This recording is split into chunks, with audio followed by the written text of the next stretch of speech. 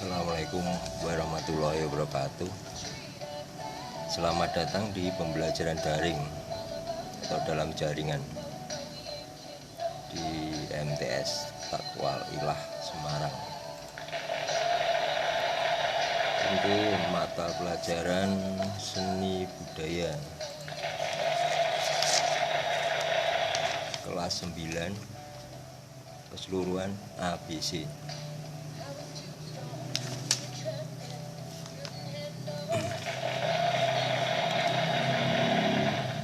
Untuk pertemuan kali ini, sebelum kita lanjutkan, alhamdulillah wa syukurillah masih diberi kesempatan untuk pertemuan pada hari ini. Jadi kita harus selalu merasa bersyukur untuk nikmat yang diberikan pada kita, dan kita wajib sekali untuk mensyukuri segala nikmat yang kita terima. Gitu, langsung aja ke materi. Langsung ke materi bab 2, rencana pertunjukan teater. Kita sudah mengawali di bab 2, bab 1 sudah selesai kita bahas untuk kemarin. Bab 2, rencana pertunjukan teater. Apa saja yang kita bahas? Ada 3 pembahasan untuk rencana pertunjukan teater. 1, teknik latihan teater. Teknik latihan teater apa itu di dalamnya yang harus kita pelajari. Terus nomor 2, penyajian pertunjukan teater. Penyajiannya termasuk tema-temanya. Terus yang ketiga, kerjasama dalam berteater. Jadi banyak sekali hal-hal yang ada di dalam berteater. Oke, kita bahas satu persatu.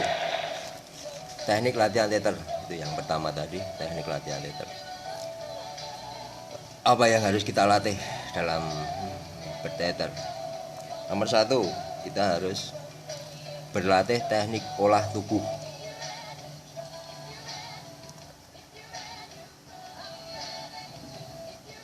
Apa itu teknik olah tubuh?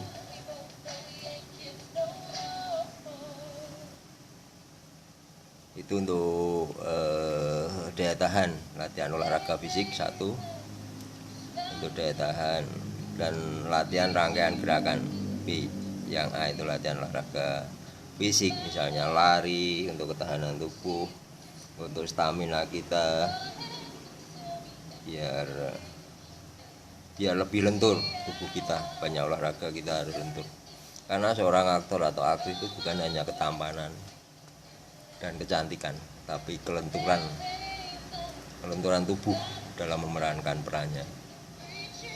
Tuh, terus rangkaian gerakan. Nah, itu latihan rangkaian gerakan.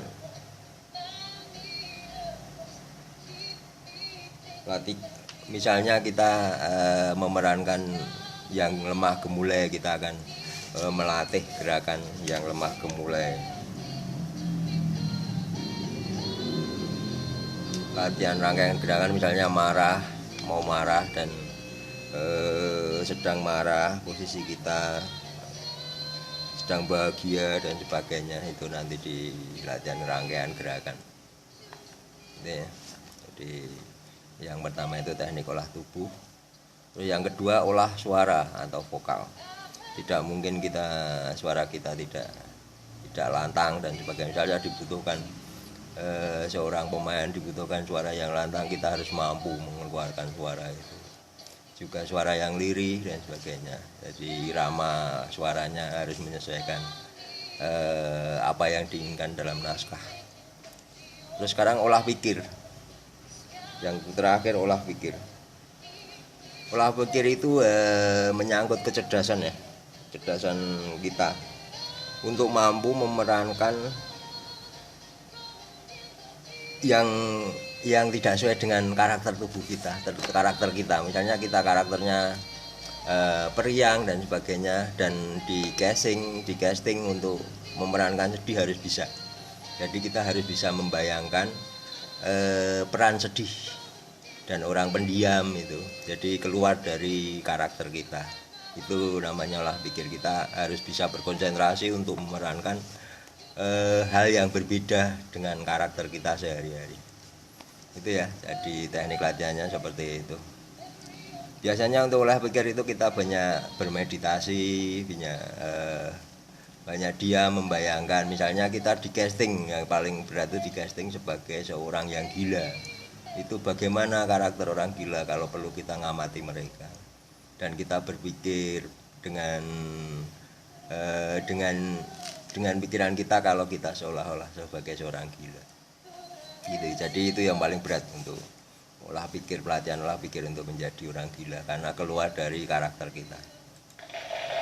Terus yang kedua, penyajian pertunjukan teater. Ada penyajian pertunjukan ada 5 item. Pertama ada naskah atau lakon. Karena tidak mungkin pertunjukan teater tidak ada naskah atau lakonnya. Jadi harus ada.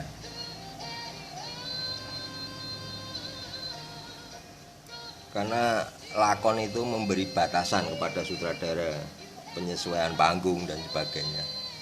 Jadi itu ada penyesuaian panggungnya, lakonnya apa itu disesuaikan. Itu pembatasan ya, jadi tidak geladrak. Terus nomor 2, pemain. Pemain itu yang memerankan tokoh. Misalnya kita di casting sebagai tokoh peran utama dan sebagainya. Karena pemain itu menentukan keberhasilan dari suatu pementasan. Jadi dia berperan penting sekali dalam pertunjukan. Karena sukses tidaknya itu tergantung dari pemain. Oke, sekarang properti nomor 3. Properti apa itu? Properti itu hal-hal yang ada di dalam pementasan kita.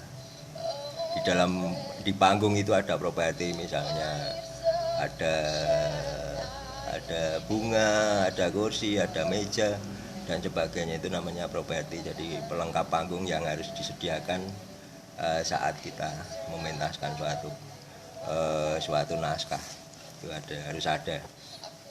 Itu ya. Sekarang arena pertunjukan. Arena pertunjukan apa yang kita inginkan, atau di panggung terbuka atau di gedung dan sebagainya. Itu ada itu ya. Terus penonton itu hal yang harus ada dalam pertunjukan. Kita pertunjukan harus ada penonton. Itu ya, sudah paham ya untuk maksudnya. Sekarang nomor 3, kita bahas kerjasama dalam berteater. Itu tadi yang nomor 3, kerjasama dalam. Pertama, pengurus produksi. Pengurus produksi itu orang yang mengurus semua permasalahan dalam sebuah produksi pementasan. Itu pengurus produksi namanya. Itu ada pimpinan produksi. Jadi pengurus produksi itu ada pimpinan produksi, sekretaris, bendahara, seksi publikasi, program pementasan, pencarian gedung. Nah itu ya. Jadi ada bagian-bagiannya. Untuk pengurus tidak satu orang, tapi dia ada beberapa orang yang masuk di dalam pengurusan produksi. Pertama itu pimpinan produksi, dibantu oleh sekretaris, bendahara, seksi publikasi, program pementasan, pencarian gedung. Nomor 2, sutradara. Sutradara itu yang mengkoordinir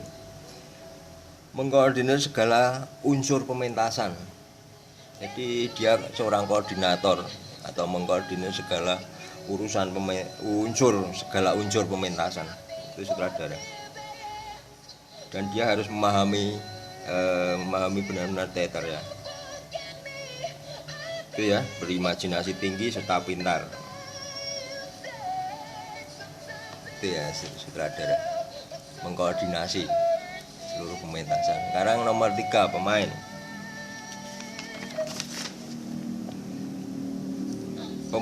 Kalau pemain itu adalah tulang punggung pementasan. Jadi seorang pemain itu adalah tulang punggung sebuah pementasan dan menghadirkan tokoh yang terdapat dalam naskah. Jadi dia itu tulang punggung dalam pementasan dan menjadi tokoh-tokoh dalam naskah. Sekarang tim artistik itu banyak sekali ya, tim artistik ya. Tim art ya, jadi tim yang ini ada tulisan artistik ya, bukan artistik, itu salah tulis.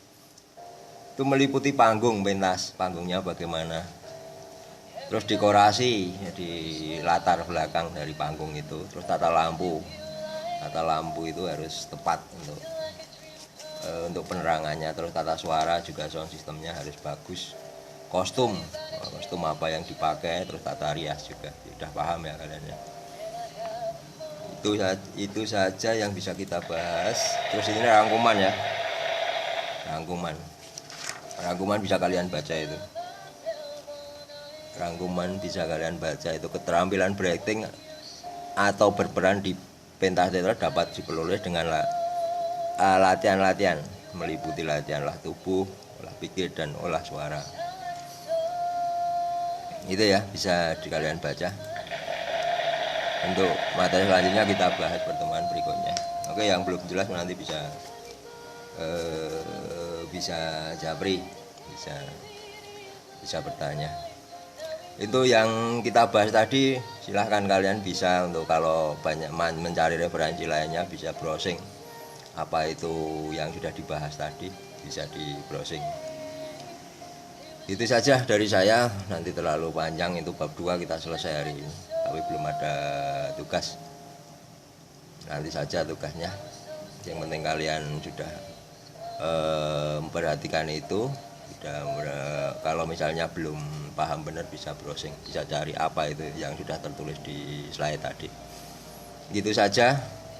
Jangan lupa untuk subscribe ya, jangan absensi, bukan tapi di kolom komentar itu yang akan saya lihat sebagai absensi kalian. Jadi kalian sudah melihat video ini dan sudah subscribe, dan sudah di kolom komen kamu tulis saja nama dan kelas itu saja, dan bisa saya lihat sebagai absensi. Gitu saja dari saya, tidak terlalu panjang lebar. Banyak salah kata. Wabillahi taufiq wal hidayah. Wassalamualaikum warahmatullahi wabarakatuh.